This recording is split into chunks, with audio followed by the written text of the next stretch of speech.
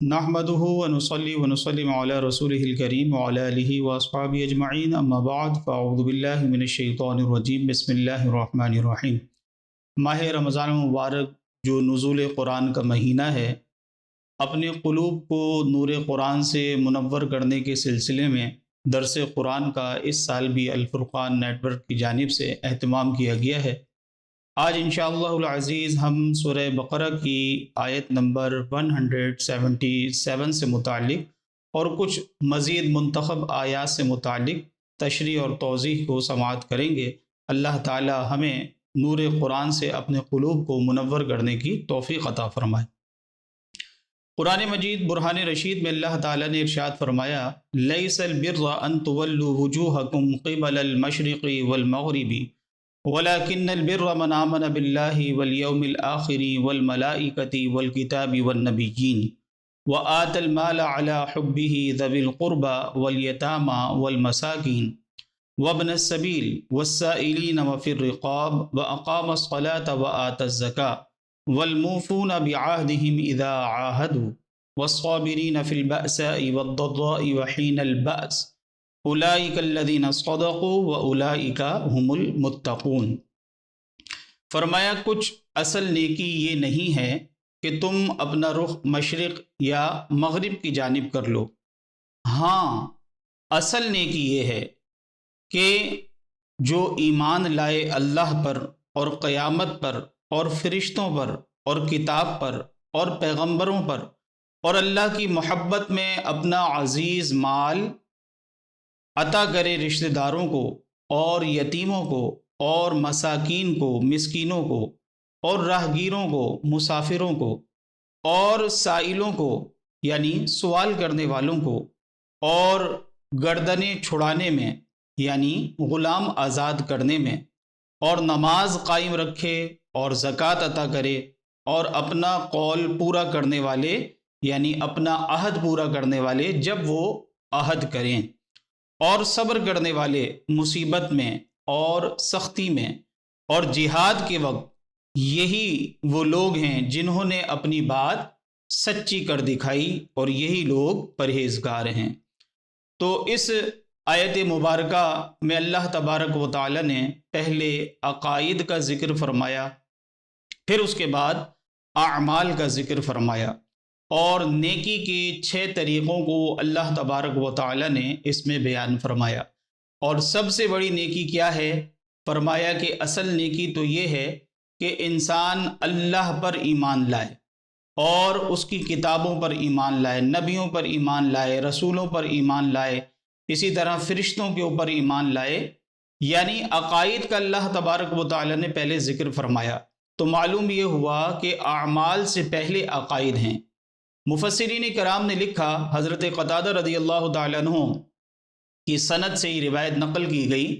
کہ آپ فرماتے ہیں کہ یہودی مشرق کی جانب اور اسی طرح عیسائی مغرب کی جانب رخ کیا کرتے تھے، تو اللہ تبارک و تعالیٰ نے ان کے حق میں آیت مبارکہ نازل فرمائی کہ نیکی یہ نہیں ہے کہ تم مشرق یا مغرب کی طرف اپنا رخ کر لو، بلکہ اصل نیکی یہ ہے کہ اللہ پر ایمان لاؤ، آخرت پر ایمان لاؤ، نبیوں پر ایمان لاؤ، ملائکہ پر ایمان لاؤ، مرنے کے بعد اٹھائے جانے کے اوپر ایمان لاؤ۔ تو یہ چیزیں ہوں گی، یہ عقائد صحیحہ ہوں گے، تو گویا پھر تمہارے اعمال صالحہ اللہ کی بارگاہ میں مقبول ہوں گے۔ اور دوسری روایت کے اندر یہ بیان کیا گیا، حضرت قتادہ رضی اللہ تعالیٰ عنہ کی روایت ہے،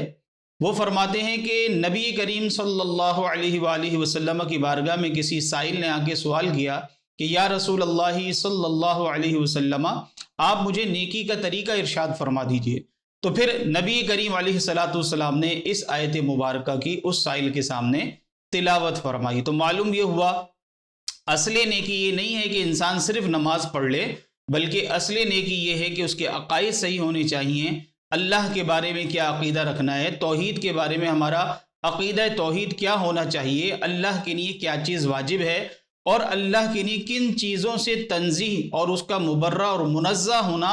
یہ لازم اور ضروری ہے، اور اس کا اعتقاد رکھنا ضروری ہے۔ بحیثیت مسلمان ہمارے عقیدہ اللہ تبارک و تعالیٰ پر ہے، تو اس کے بارے میں صحیح عقائد کی معرفت بھی ہمیں ہونی چاہیے کہ اللہ کے لیے کن عقائد کو رکھنا درست ہے اور کن عقائد سے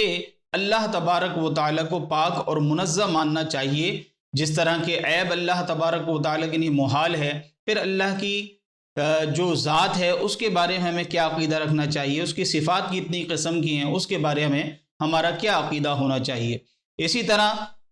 نبی کریم صلی اللہ علیہ وآلہ وسلم کے بارے میں ہمارا کیا عقیدہ ہونا چاہیے، دیگر انبیاء علیہ الصلاۃ کے بارے میں کیا عقیدہ ہونا چاہیے کہ اللہ تبارک و تعالیٰ نے جتنے انبیاء علیہ الصلاۃ کو بھیجا وہ یقیناً اللہ تبارک و تعالیٰ کے مقبول بندے تھے، اور انہوں نے اپنی امتوں تک اللہ کا جو بھی پیغام وہ لے کر آئے وہ پہنچا دیا، اور اس میں کسی قسم کی انہوں نے تبدیلی یا کسی قسم کی انہوں نے کمی بیشی نہیں کی، بلکہ وہ بعینی اللہ کا حکم لوگوں تک پہنچا دیا۔ اسی طریقے سے اللہ تبارک و تعالیٰ نے کتنی کتابیں نازل فرمائیں، اور پچھلی کتابوں کے بارے میں ہمارا کیا اعتقاد ہونا چاہیے، تو ان تمام تر کی تفصیل کو اللہ تبارک و تعالیٰ نے اسی ایک آیت مبارکہ کے اندر بیان فرما دیا۔ یہ بھی اب بات یاد رکھنے کی ہے کہ اللہ تبارک و تعالیٰ نے سب سے پہلے اس میں ایمان کا ذکر فرمایا، اس کے بعد پھر اللہ تبارک و تعالیٰ نے نیکی کے طریقوں میں دوسرا طریقہ یہ ارشاد فرمایا کہ اللہ تبارک و تعالیٰ کی محبت میں مستحق افراد کو اپنا پسندیدہ مال دینا، یہ دوسری نیکی ہے، اور تیسری نیکی بیان فرمائی نماز کا قائم کرنا، اور چوتھی نیکی زکوٰۃ کا ادا کرنا، اور پانچویں نیکی ارشاد فرمائی عہد کو پورا کرنا، اور چھٹی نیکی ارشاد فرمائی کہ مصیبت، سختی اور جہاد میں صبر کر لینا۔ تو معلوم یہ ہوا کہ اللہ تبارک و تعالیٰ نے ایمان کے بعد اعمال صالحہ کو ذکر فرمایا، اور ایمان خود سب سے بڑی نیکی ہے۔ ایمان ہوگا تو ہی نجات ہوگی۔ اگر ایمان سلامت لے جانے میں انسان کامیاب نہ رہا، یا معاذ اللہ وہ کافر تھا اور کافری دنیا سے چلا گیا، خائب و خاسر رہا، تو پھر اس کے لیے کوئی نجات کی صورت نہیں ہوگی۔ تو اللہ تبارک و تعالیٰ نے عقائد کے ذکر کے بعد اعمال کا ذکر فرمایا، چنانچہ اللہ تعالیٰ نے فرمایا اور اللہ کی محبت میں اپنا عزیز مال عطا کرے، محتاجوں کو، مساکین کو، اور قریبی رشتہ داروں کو، دیگر افراد کو۔ تو رشتہ داروں پر مال خرچ کرنا یہ بھی بہت بڑی سعادت مندی ہے۔ نبی کریم صلی اللہ علیہ وآلہ وسلم نے ارشاد فرمایا رشتہ دار کو صدقہ دینے میں دو ثواب اللہ تعالیٰ عطا فرماتا ہے، ایک صلہ رحمی کا اور دوسرا صدقہ کرنے کا۔ اسی طرح دوسرا فرمایا کہ یتیموں پر مال خرچ کرنا۔ حضرت سہل سے روایت ہے، نبی کریم صلی اللہ علیہ وآلہ وسلم نے فرمایا کہ جو شخص یتیم کی دنیا میں کفالت کرے گا تو میں اور وہ کفالت کرنے والا اس طرح جنت میں ہوں گے، اور حضور نے 2 انگلیوں کا اشارہ فرما کے بہت قلیل ان میں فاصلہ بیان فرمایا اور اشارہ فرمایا۔ تو اب آپ خود غور کر لیجئے کہ یتیم کی کفالت کتنی بڑی سعادت ہے۔ اور یتیم کسے کہتے ہیں؟ کہ جس کے والد کا انتقال اس کی نابالغی کی عمر میں ہو گیا ہو۔ ہمارے یہاں تو بالغ کو بھی یتیم کہہ دیتے ہیں، 15 سال یا اس سے زائد کو کسی کے والد کا انتقال ہو جائے، حقیقتاً نابالغ وہ ہوتا ہے، یتیم وہ ہوتا ہے کہ جس کے والد کا انتقال اس کی نابالغی کی عمر میں ہو گیا ہو۔ تو نبی کریم صلی اللہ علیہ وسلم نے اسی طرح مساکین پر بھی ہمیں خرچ کرنے کا حکم دیا، اور اس کی فضیلت کو بھی بیان فرمایا، اور ارشاد فرمایا کہ جو شخص مساکین کے اوپر خرچ کرنے والا ہے تو اللہ تبارک و تعالی اس پر خرچ کی وجہ سے 3 افراد کو جنت عطا فرما دے گا۔ اب وہ 3 افراد کون سے ہیں؟ فرمایا کہ جس نے اس کھانے کو تیار کیا جو کسی مستحق اور مسکین کو دیا گیا، تو جس نے اسے حکم دیا اللہ اس کی بھی مغفرت فرمائے گا، جس نے وہ کھانا تیار کیا اللہ اس کی بھی مغفرت فرما دے گا، اور جس کے ذریعے خادم یا نوکر کے ذریعے وہ مال فقیر تک پہنچایا گیا، وہ صدقہ فقیر تک پہنچایا گیا، اللہ تبارک و تعالی اس کی بھی مغفرت فرما دے گا۔ پھر آپ نے فرمایا اللہ کی لیے حمد ہے کہ جس نے ہمارے خادموں کو بھی محروم نہیں فرمایا، ان پر بھی اللہ نے کروڑوں رحمتیں گویا نازل فرما دیں۔ اسی طرح چوتھا نیکی کا طریقہ بیان فرمایا کہ مسافروں کے اوپر خرچ کرنا۔ نبی کریم صلی اللہ علیہ وآلہ وسلم کا ارشاد پاک ہے کہ مومن کو اس کے عمل اور نیکیوں میں سے مرنے کے بعد بھی یہ چیزیں پہنچتی رہتی ہیں۔ علم جس کی اس نے تعلیم دی، اسی طرح علم کی اشاعت کی، کسی کو عالم بنا دیا، یا کسی طالب علم کی گویا اس نے ذمہ داری اٹھا لی، یا خود وہ لوگوں کو پڑھانے والا معلم بن گیا، علم صحیح معنوں میں سیکھا اور دوسروں تک اس نے علم کو منتقل کیا۔ اور فرمایا نیک اولاد جسے چھوڑ کے یہ شخص مرا ہے، اور فرمایا مصحف شریف جسے میراث میں چھوڑا، یا اس نے مسجد بنوا دی، یا مسافر کے لیے مکان بنا دیا، یا نہر جاری کر دی، یا اپنی صحت اور زندگی میں اپنے مال سے اس نے صدقہ نکال دیا، جو اس کے مرنے کے بعد بھی اس کو اس کا ثواب عطا کیا جاتا رہے گا۔ تو مدرسہ بنا دیا، مدرسے کی ذمہ داری اٹھا لی، اور طلبہ کی اگر ذمہ داری اٹھا لی تو یہ سب صدقات جاریہ کے اندر اس کے اعمال شمار ہوں گے۔ اور اسی طریقے سے اللہ تبارک و تعالی صبح قیامت تک جب مرنے کے بعد اٹھائے جائیں گے اس وقت تک اس کو یہ تمام ثوابات عنایت فرماتا رہے گا۔ اسی طرح پانچویں نیکی ارشاد فرمائی سائلوں کو عطا کرنا، یعنی جو مانگنے والے ہیں اور مستحق ہیں، یہ نہیں جو آج کل ہمارے معاشرے میں گداگری کا جنہوں نے پیشہ بنا رکھا ہے اور لوگوں سے وہ مانگ کر ہی اپنی ضروریات کو پورا کرتے ہیں، یہ افراد مراد نہیں ہیں۔ مراد یہ ہے کہ جو مستحق ہیں، جو کمانے پہ قادر نہیں ہیں، جو فقیر شرعی ہیں اور مانگے بغیر ان کا گزارا نہیں ہو سکتا، اور نہ وہ کوئی محنت کر سکتے ہیں، اور یا اپاہج ہیں اور کوئی کام نہیں کر سکتے، تو ایسے افراد کو دینا یقیناً اللہ تبارک و تعالیٰ کے حکم کے اوپر عمل کرنا ہے، نہ کہ ایسے افراد کو ہم عطا کریں کہ جو صرف اس کو پیشے کے طور پر اپنائے ہوئے ہیں۔ تو ایسے افراد کو دینا کوئی نیکی نہیں ہے، بلکہ گناہ پہ گویا ان کی امداد کرنا ہے۔ چھٹا نیکی کا طریقہ ارشاد فرمایا کہ گردنیں چھڑانے میں خرچ کرنا، یعنی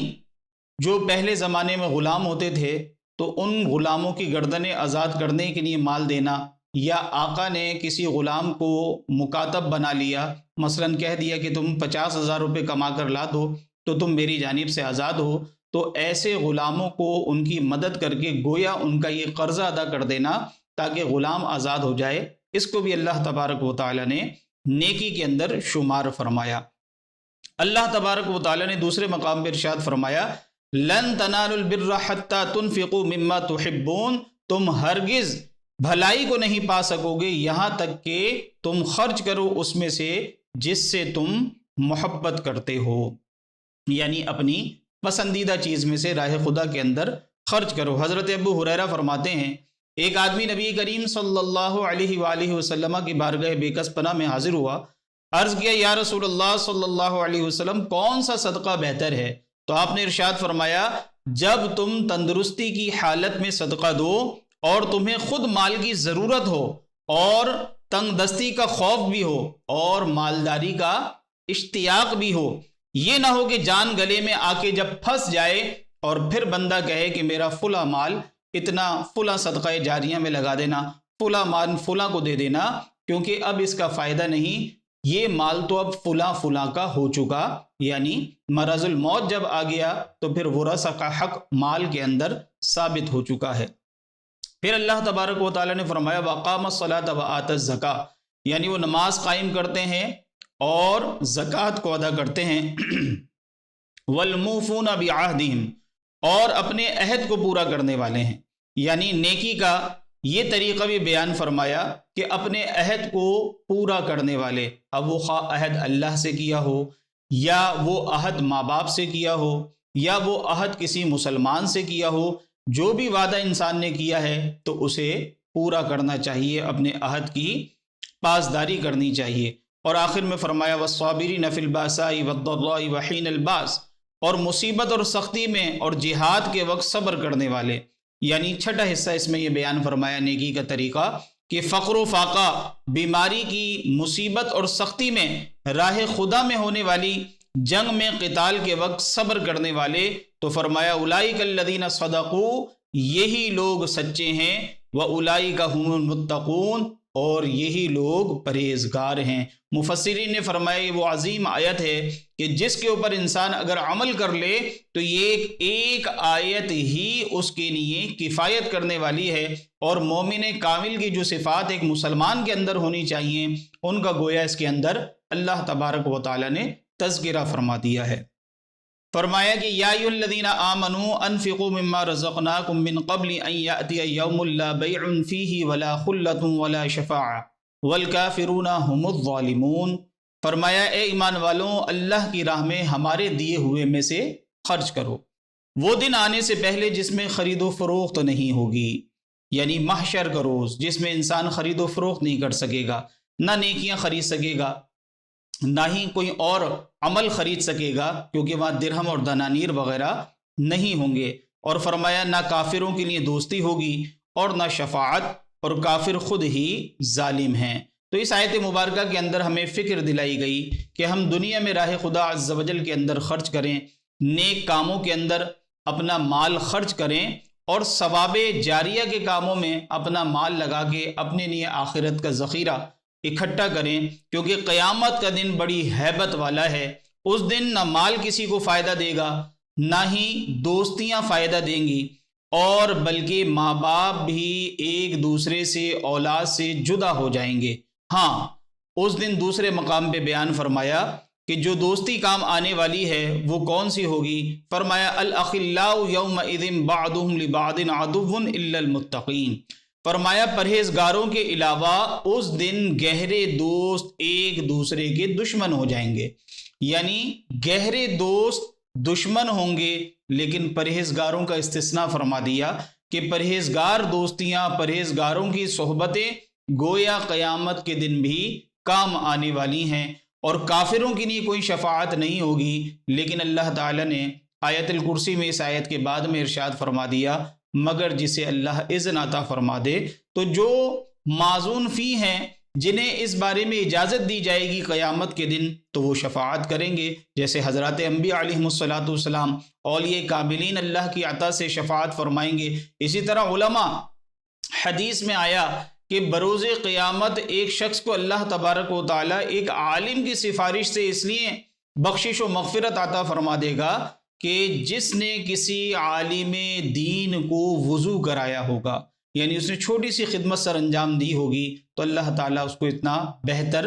بدل عطا فرمائے گا۔ اللہ تعالیٰ دعا ہے کہ اللہ تبارک و تعالیٰ رمضان کی بارونق فضاؤں اور معطر ساعتوں کے صدقے میں ہمیں قرآن مجید سے نور ہدایت حاصل کر کر اس پہ عمل کرنے کی توفیق عطا فرمائے۔ آمین وآخر دعوانا ان الحمد للہ رب العالمین۔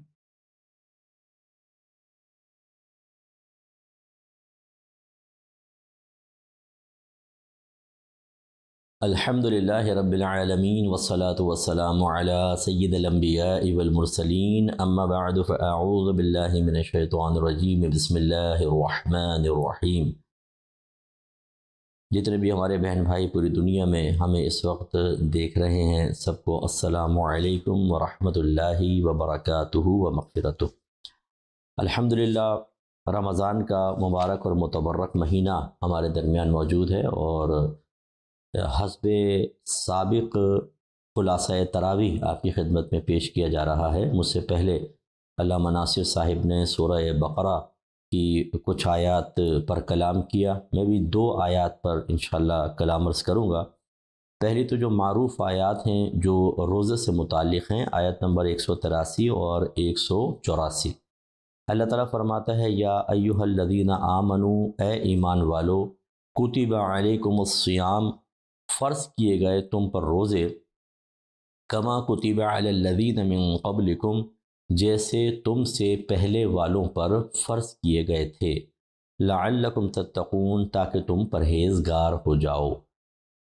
تو اس میں روزوں کی فرضیت کا ذکر کیا گیا۔ فرض وہ چیز ہوتی ہے جس کا کرنا ہم پر لازم ہوتا ہے، اور اس کا انکار کفر ہوتا ہے، اور ایک آدھ بار یعنی اگر ہم چھوڑ دیتے ہیں، ایک بار بھی چھوڑتے ہیں تو گناہ کبیرہ کے مرتکب ہوتے ہیں۔ اور اگر اس کے چھوڑنے کو حلال سمجھ لے کوئی کہ میں نہیں مانتا ہوں یا حلال ہے چھوڑنا، تو کفر تک بھی بات پہنچ سکتی ہے۔ اللہ تبارک و تعالیٰ نے اس میں ایمان والوں کو خطاب کر کے ان پر روزوں کی فرضیت کو ذکر کیا، لہٰذا اگر کوئی شرعی عذر نہ ہو تو پھر روزہ رکھنا ہر عاقل بالغ مسلمان مرد و عورت پر فرض ہوتا ہے۔ شرعی اعذار میں حیض ہے، نفاس ہے، بہت شدید قسم کا مرض ہے، اسی طریقے سے شدید بڑھاپا ہے، اگر کوئی بہن بچے کو فیڈ کرواتی ہیں تو بعض اوقات اگر ڈاکٹر یہ کہہ دیتے ہیں کہ اگر آپ فیڈ کروائیں گی تو آپ کی صحت کو شدید نقصان پہنچے گا، اور اگر نہیں کرائیں گی تو بچے کی صحت کو نقصان پہنچے گا، جبکہ بچہ دوسرے کا کسی کو دودھ قبول نہیں کر رہا اور کوئی کسی اور غذا پہ نہیں چل رہا، تو یہ ایک مجبوری کی صورت بنتی ہے کہ ایسی صورت میں والدہ روزے کو چھوڑ سکتی ہیں۔ لیکن اگر وہ دودھ پلا کر بھی صحت مند رہ سکتی ہیں یا روزہ رکھیں، کمزوری تو ہوگی لیکن بچہ دوسری غذا پر گزارا کر سکتا ہو، تو ان پر بھی روزہ فرض ہے۔ اس طرح حمل بھی ایک عذر بن سکتا ہے، جبکہ وہی ڈاکٹر کہیں کہ آپ اگر روزہ رکھیں گی نہ آپ کو نقصان ہوگا نہ بچے کو، تو فرض ہے۔ لیکن اگر والدہ کو نقصان ہوگا یا روزہ رکھنے سے ایسی کمزوری ہوگی کہ بچہ خدا نخواستہ ایکسپائر ہو سکتا ہے یا اس میں خرابی پیدا ہو سکتی ہے، تو پھر ماں روزہ چھوڑ سکتی ہے۔ اسی طرح جو مجاہدین ہوتے ہیں، جنگ میں مصروف مسلمان ہیں، یا جو سرحد پر ہمارے فوجی بھائی ہوتے ہیں، وہ ہر وقت الرٹ رہنا ہوتا ہے، اگر روزہ رکھ لیں گے تو سستی پیدا ہوگی، نیند آئے گی اور اس سے ملک کی سرحدوں کو نقصان پہنچ سکتا ہے، تو ان کے لیے بھی ایک شرعی عذر بن سکتا ہے۔ اسی طریقے سے اگر جان یا عقل کی چلے جانے کا، ہلاکت کا خوف ہو، تو یہ بھی شرعی عذر ہیں۔ ہم گزارش کرتے ہیں آپ سب سے کہ اسی طرح سفر بھی ہے، پہلے اس کو لے لیتے ہیں، سفر بھی ہے اور وہ شرعی سفر مراد ہے، لیکن یاد رکھیں کہ سفر میں تبھی روزہ چھوڑ سکتے ہیں کہ جب ہمیں سحری سفر میں ملی ہو۔ اگر گھر پر ملی ہے اور پھر ہم نے اگلے دن سفر کرنا ہے، تو یہ سفر روزہ چھوڑنے کے لیے عذر نہیں ہے۔ روزہ اس وقت چھوڑ سکتے ہیں جب آپ ٹریول کرنا شروع کر دیں اور پھر پوری رات گزرے، اب سحری آپ کو کرنی ہے اور اگلے دن کو روزہ رکھنا ہے اور آپ حالت سفر میں ہیں، تو آپ چاہیں تو رکھیں، بہت بیسٹ ہے، نہ رکھے تو چھوڑ بھی سکتے ہیں۔ تو اب کوشش یہ کرنی چاہیے کہ اگر آپ کے ساتھ کوئی شرعی عذر لاحق ہے تو کسی مفتی صاحب سے پہلے ایک دفعہ مشاورت کر لیں، کہ بعض اوقات ہم سطحی قسم کا کسی سے معلوم کر لیتے ہیں، یا آپ نے سنا جی مرض سے روزہ چھوڑ سکتے ہیں، تو کون سے مرض سے، کس حد تک، اس کا ہمیں اندازہ نہیں ہوتا۔ ہم بعض اوقات معمولی بیماریوں پر بھی روزہ چھوڑ دیتے ہیں اور اس سے گناہ گار بھی ہوتے ہیں اور آخرت میں گرفت بھی ہوگی۔ اور اللہ تعالیٰ نے ان روزوں کا فائدہ یہ بیان فرمایا لعلکم تتقون، تاکہ تم پرہیزگار ہو جاؤ۔ یاد رکھیں کہ تقوی صرف روزہ رکھنے سے حاصل نہیں ہوگا، مراد یہ ہے کہ تقوی کے حصول میں روزے سے آسانی ملے گی۔ اس کی میں پوری تفصیل آپ کی خدمت میں پیش کرتا ہوں کہ اصل میں تقوی ایک قلبی کیفیت کا نام ہے، ایک قلبی وصف کا نام ہے، خوبی کا نام ہے، کہ جس کو یہ حاصل ہو تو یہ وصف و خوبی اسے صغیرہ کبیرہ ظاہری باطنی گناہوں سے روک دیتی ہے۔ اور جب انسان ظاہری باطنی گناہوں سے رک جاتا ہے تو ہم کہتے ہیں کہ اس کے اندر صفت تقوی ہے اور یہ شخص متقی ہے۔ اور یقینی سی بات ہے کہ ظاہری باطنی صغیرہ کبیرہ گناہ سے انسان اس وقت بچ سکتا ہے جب اس کے پاس علم ہو کہ کیا گناہ ہے کیا نہیں، پھر اسے یہ بھی پتہ ہو ان کی علامات کیا ہیں، ان سے بچنے کا طریقہ کیا ہے، استقامت کا طریقہ کیا ہے، تب کہیں جا کر وہ تمام گناہوں سے بچے گا اور اس کو سب سے نچلے درجے کا تقوی حاصل ہوگا،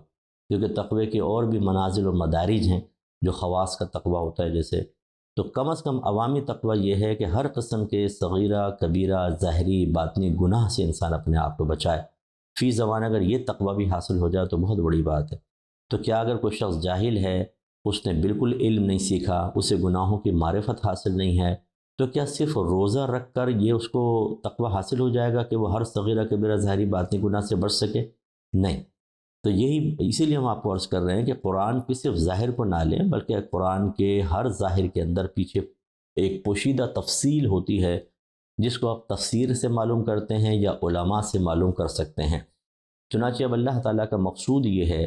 کہ اگر آدمی نے علم سیکھا ہو، اسے پتہ ہے صغیرہ کبیرہ گناہ کیا ہیں، لیکن اس کے باوجود نفس غالب ہے، شیطان بہکا رہا ہے، اطراف میں ماحول ایسا ہے کہ اس کے لیے اس مخلوق کے ساتھ رہتے ہوئے یا دنیا میں رہتے ہوئے گناہ سے بچنا بہت مشکل ہو رہا ہے،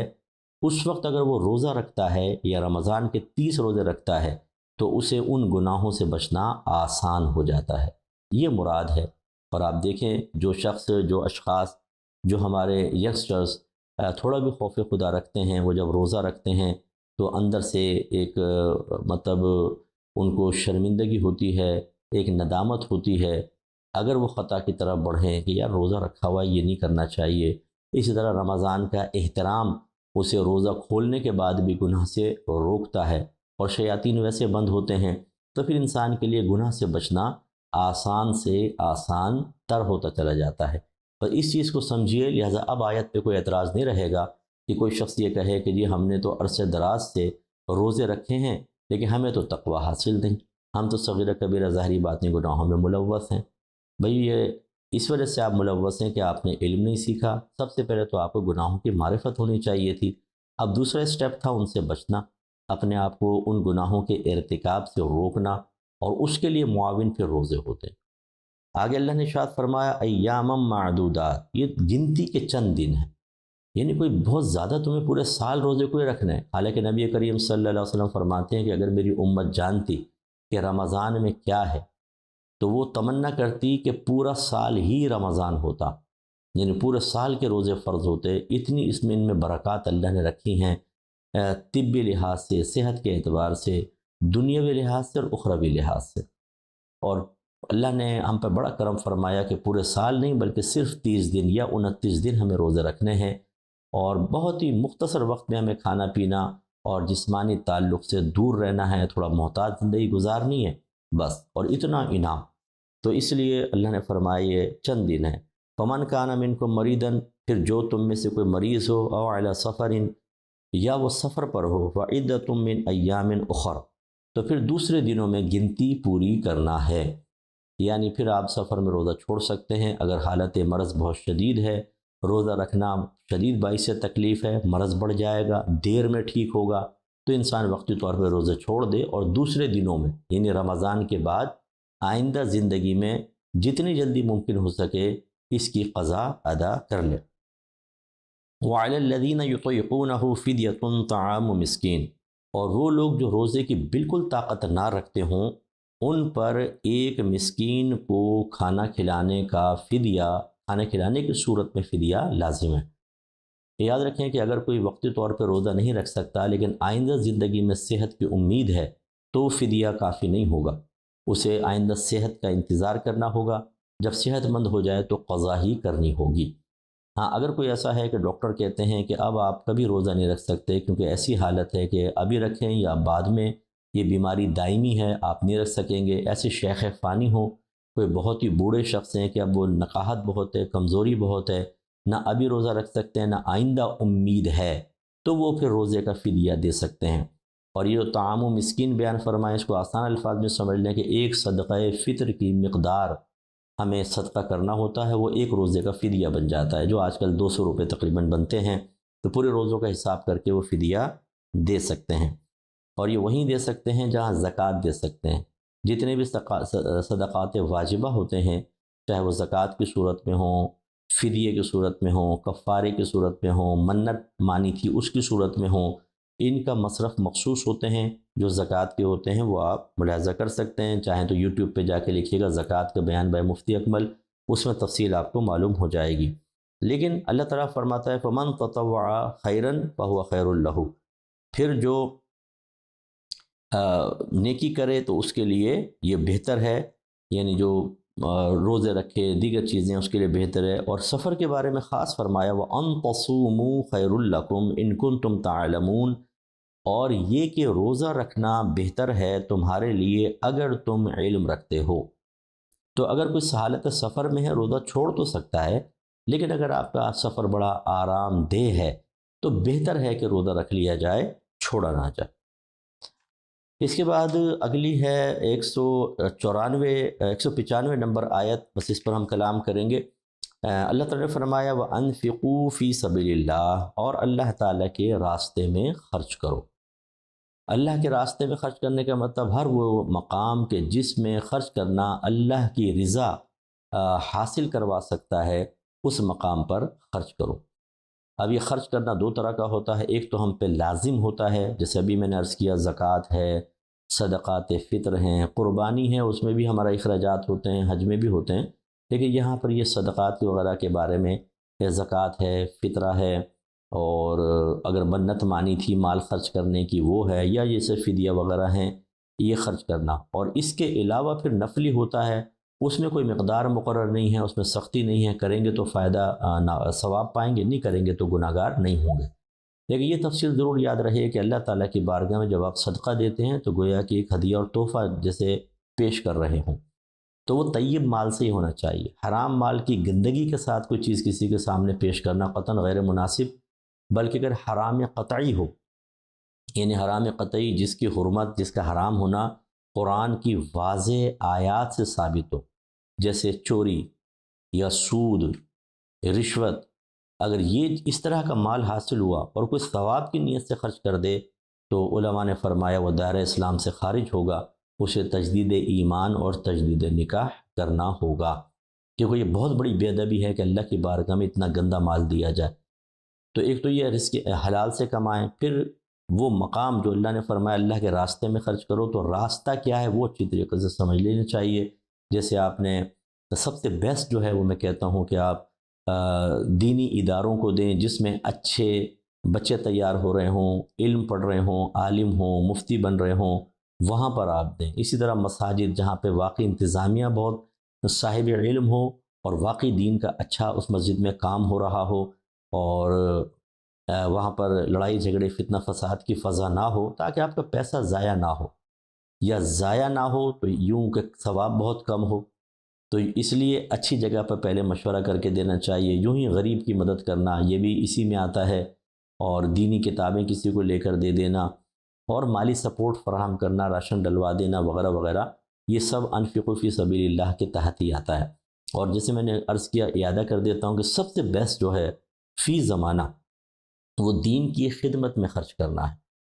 دیکھیں، آپ غریب کو دیتے ہیں، اس سے اس کے جسم کی حفاظت ہوتی ہے، لیکن جب آپ دین کے لیے خرچ کرتے ہیں تو لاکھوں کے ایمان کی حفاظت ہوتی ہے۔ اتنے بھولے تو آپ بھی نہیں، اگر آپ سے پوچھا جائے کہ جسم زیادہ امپورٹنٹ ہے یا ایمان کی حفاظت، تو آپ کہیں گے ایمان کی حفاظت۔ اور اب جو ہیں وہ دینی اداروں کے اندر بہت ہی فقدان ہے، اخراجات پورے نہیں ہوتے، اور ٹیچرز کی تنخواہیں بہت ہی کم رکھی جاتی ہیں کیونکہ فنڈز نہیں ہوتے ہیں، اور ہم زیادہ تر خرچہ اپنے مطلب یا تو نفسانی خواہشات کے مطابق کر رہے ہوتے ہیں، یا دین کے نام پر ہی اس مقام پہ خرچ کر رہے ہوتے ہیں کہ جہاں پر کوئی اتنا بڑا دین کا بینیفٹ نہیں ہوتا ہے۔ اس لیے ہم آپ سے گزارش کرتے ہیں کہ یہی وقت ہے انویسٹمنٹ کا۔ غلط جگہ کر دیں گے، اپنے خالی جذبات اور احساسات اور فیلنگز کے تابع ہو کر کم درجے کے مقام پہ خرچ کر دیں گے، اور اسی طرح آپ مر جائیں گے تو آخرت میں شدید پچھتاوا ہے۔ ہمارا کام سمجھانا ہے، مانے نہ مانے پیسہ آپ کا ہے، جہاں مرضی اڑائیں آپ کی مرضی ہے، حساب کتاب آپ کو دینا ہے،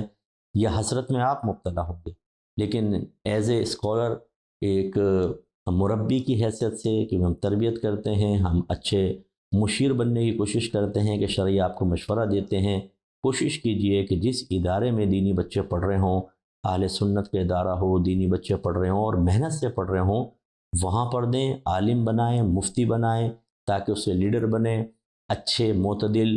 اچھے انداز سے علم کو ڈیلیور کرنے والے، لوگوں کو جہنم کے راستے سے ہٹا کر جنت کے راستے پہ لگانے والے، تو آپ کے لیے بہت بڑا ثواب جاریہ ہوگا۔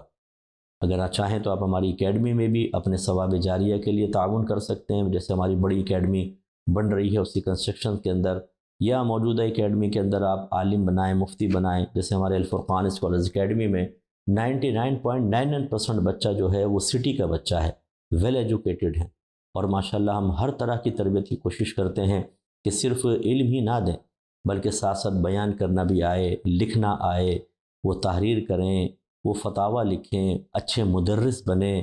پھر وہ اچھے مربی بنیں، اچھے مشیر بنیں، ایک اچھے باپ بنیں، ایک اچھی ماں بنیں۔ ہر طرح کی ہم تربیت کرتے ہیں۔ اب یہ الگ بات ہے کہ کوئی تربیت پوری قبول کرتا ہے، کوئی نہیں کرتا، وہ الگ مسئلہ ہے، لیکن بہت اچھے بچے ہمارے یہاں تیار ہوتے ہیں، اور ماشاءاللہ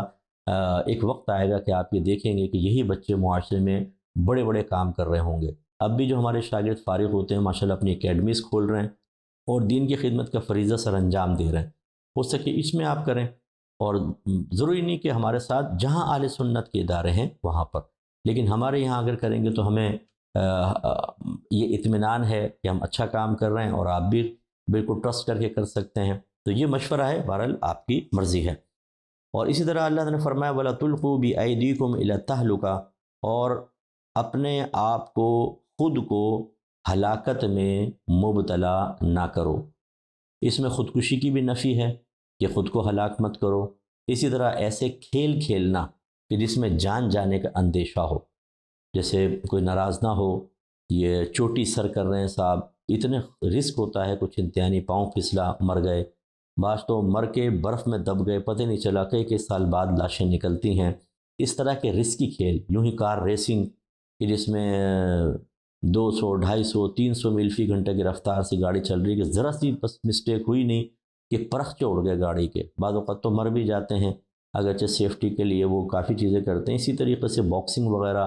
ایک پنچ اگر منہ پہ لگ جائے، بعض اوقات سر پہ لگ جائے تو موت بھی واقع ہو سکتی ہے۔ اس طرح کے تمام رسکی کھیلوں کو ہمارا مذہب منع کرتا ہے۔ باکسنگ وغیرہ تو ویسے بھی منع ہے اگر رسکی نہ بھی ہو، کہ چہرے پہ مارنے کو نبی کریم صلی اللہ علیہ وسلم نے منع فرمایا ہے۔ ہاں، اپنے دفاع کے لیے اگر کوئی پریکٹس کرے تاکہ کبھی کوئی مقابلہ ہو تو میں دفاع کر سکوں بس، تو اس کی گنجائش نکل سکتی ہے، لیکن ویسے مطلب اس کو باقاعدہ پیشہ بنانا یا شوقیہ کھیلنا اور پھر اس پہ باکسنگ وغیرہ کرنا یہ مناسب نہیں ہوتا۔ کسی کے چہرے کو ٹارگٹ بنانا یہ شریعت کو محبوب نہیں ہے۔ حتیٰ کہ نبی کریم نے تو فرمایا اپنے جانور کے منہ پہ مت مارو۔ اس سے وہ شوہر حضرات بھی ذرا درس حاصل کریں جو اپنی بیویوں کے منہ پہ تماچے مارتے ہیں، اور میری وہ بہنیں بھی ذرا توجہ کریں جن کا مارتے ہوئے ٹارگٹ چھوٹے چھوٹے بچوں کے چہرے ہوتے ہیں، تڑاک کر کے چانٹا ماریں گے اور وہ بھی چہرے پہ مارتی ہیں۔ ایسا نہ کریں، نبی کریم نے منع فرمایا۔ اگر کبھی خدا نخواستہ مارنے کی ضرورت پڑے تو کمر پہ ماریں، ٹھیک ہے نا، کندھے کے پاس مار لیں، کمر کے اوپر ماریں، چہرے پہ مارنا منع ہوتا ہے۔ وَأَحْسِنُوا، اور نیک عمل کرو، إِنَّ اللَّهَ يُحِبُّ الْمُحْسِنِينَ، اللہ تعالیٰ نیکوں کو محبوب رکھتا ہے۔ تو یہاں احسان مانے نیکی کرنا۔ ایک احسان ہمارے اس میں ہوتا ہے کسی کے ساتھ اچھا سلوک کر کے اس کو زیر بار کر دیتے ہیں ہم لوگ، اس کے ساتھ کوئی ایسا اس کے برے وقت میں مدد کرتے ہیں، ہم کہتے ہیں بڑا احسان کیا۔ ویسے احسان کے معنی ہوتا ہے، اخلاص کے معنی میں بھی آیا ہے، لیکن نیک عمل کرنا۔ تو اللہ تعالیٰ کو نیک لوگ محبوب ہیں۔ نیک وہ ہوتے ہیں جو اللہ اس کے رسول کی اطاعت کرتے ہیں اور اپنے آپ کو گناہوں سے بچاتے ہیں۔ تو بعض لوگ بالکل نیک ہوتے ہیں، بعض بالکل نیک نہیں ہوتے، اور بعض درمیانے ہوتے ہیں کہ نیکی بھی کر رہے ہوتے ہیں اور بدی بھی کر رہے ہوتے ہیں۔ معاذ اللہ ثم معاذ اللہ اگر یوں کہوں تو بیجا نہ ہوگا کہ رحمان بھی راضی ہو جائے، خواہش ہوتی ہے، اور شیطان بھی ناراض نہ ہو، اس کی مرضی کے کام بھی ہو رہے ہوتے ہیں، اور یہ مومن کی شان نہیں۔ حتی الامکان کوشش کرنی چاہیے کہ آدمی صرف اللہ کی مانے، شیطان اور نفس کی بات کو تسلیم نہ کرے۔ اللہ تعالیٰ عمل کی توفیق عطا فرمائے۔ پہلے بھی آپ کو گزارش کی تھی، ہماری کتاب طہارت کے مسائل اور احکام، ہر گھر کی ضرورت ہے، طہارت کے تمام بنیادی مسائل اس کتاب میں موجود ہیں۔ ہماری بہنوں کے لیے خاص طور پہ اس میں حیض و نفاس، کپڑے پاک کرنا، نجاستوں کی پہچان اور گھر کی مختلف چیزیں پاک کرنے کے طریقے یہ جاننا انتہائی ضروری ہے، وہ کتاب ضرور لیں۔ دوسری قرب الہی تصوف کی کتاب ہے، تربیت والی کتاب ہے، قرآن و حدیث سے حوالوں سے مزین کتاب ہے، ضرور لیجئے۔ یہ دونوں کتابیں ہماری انڈیا میں بھی ماشاءاللہ چھپ رہی ہیں، اور یہ اسکرین پہ آپ نمبر دیکھ لیں گے، ادھر سے آپ رجوع کر کے لے سکتے ہیں۔ اور ان کتابوں کی انگلش میں بھی تراجم ہو رہے ہیں، اور انشاءاللہ ہندی زبان میں بھی عنقریب آپ کے پاس ہوں گی۔ اس کے علاوہ میری درسی جو کتب ہیں وہ بھی یہاں تو ہیں انڈیا میں بھی چھپ رہی ہیں۔ اس میں ایک صرف میں ہدایت الصرف ہے، نحو کی النحو الکبیر ہے، ایک ترکیب پر کتاب لکھی ہے، الترکیب کے نام سے بیسٹ بک ہے، اور یہ اصول کی بنیادی کتاب ہے، اصول اکمل کے نام سے۔ یہ چاروں کتب انشاءاللہ اس رمضان میں چھپ جائیں گی، اور انڈیا میں جو دینی مدارس سے تعلق رکھنے والے ہیں وہ اس کتاب کو حاصل کر سکتے ہیں۔ تو میری گزارش ہے کہ یہ کتابیں بھی آپ ضرور لیجئے، مطالعہ کیجئے، انشاءاللہ بہت ہی فائدہ ہوگا۔ اللہ تعالیٰ عمل کی توفیق عطا فرمائے۔ اب انشاءاللہ مختصر دعا کر لیتے ہیں۔ بسم اللہ الرحمن الرحیم، الحمد للہ رب العالمین، والصلاة والسلام علی سید الانبیاء والمرسلین، یا ارحم الراحمین یا ارحم الراحمین یا ارحم الراحمین۔ اے مالک مولا، ہم سب کا اس درس میں شرکت کرنا اپنی بارگاہ میں قبول و منظور فرما لے۔ اے اللہ، اس رمضان کی مکمل برکات حاصل کرنے کے توفیق عطا فرما، ہمیں مکمل روزے رکھنے، 5 وقت نماز پڑھنے، ہر قسم کے صغیرہ کبیرہ ظاہری باتیں گناہ سے بچنے کی طاقت و ہمت عطا فرما۔ یا رب کریم اس مہینے کا ادب احترام کرتے ہوئے بری صحبتوں سے بچنے، برے اعمال سے بچنے کی ہمت اور طاقت عطا فرما۔ یا رب کریم ہم میں جتنے پریشان حال ہیں سب کی پریشانیاں دور فرما دے۔ جو ہماری بہنیں ٹینشن میں ہیں کسی بھی سبب سے، اللہ تعالیٰ ان کو ذہنی سکون عطا فرما، ان کو ان صدمات سے نجات عطا فرما۔ ہمارے جو بھائی پریشان حال ہیں اللہ تعالیٰ غیب سے ان کی مدد فرما دے۔ جو بے روزگار ہیں ان کو روزگار عطا فرما، ہر بیمار کو شفائے کاملہ عطا فرما دے۔ جو بیماروں کی تیمارداری پر مقرر ہیں اللہ تعالیٰ انہیں ہمت، صبر، سکون کے ساتھ خدمت کر کے اپنے درجات کی بلندی کا سامان کرنے کی توفیق عطا فرما۔ جھنجھلا کر، ڈانٹ کر، ڈپٹ کر، تانہ زنی کر کے اپنے ثواب کو ضائع کرنے سے بچنے کی توفیق عطا فرما۔ جس گھروں میں جوان بہنیں بیٹیاں موجود ہیں اللہ ان کے اچھے رشتے دلوا دے، جن پہ قرضے ہیں ان کے قرضے دور فرما دے، جو بے اولاد ہیں ان کو نیک اور صالح اولاد عطا فرما، جو صاحب اولاد ہیں ان کے اولادوں کو نیک پرہیزگار متقی اور اپنے والدین کی آنکھوں کی ٹھنڈک بنا دے۔ یا رب کریم میں خاص طور پہ دعا کرتا ہوں ان بھائیوں بہنوں کے لیے جو ہماری الفرقان اسکالرز اکیڈمی سے مالی تعاون کر کے ہمیں دین کے کام میں بے حد آسانیاں فراہم کرتے ہیں۔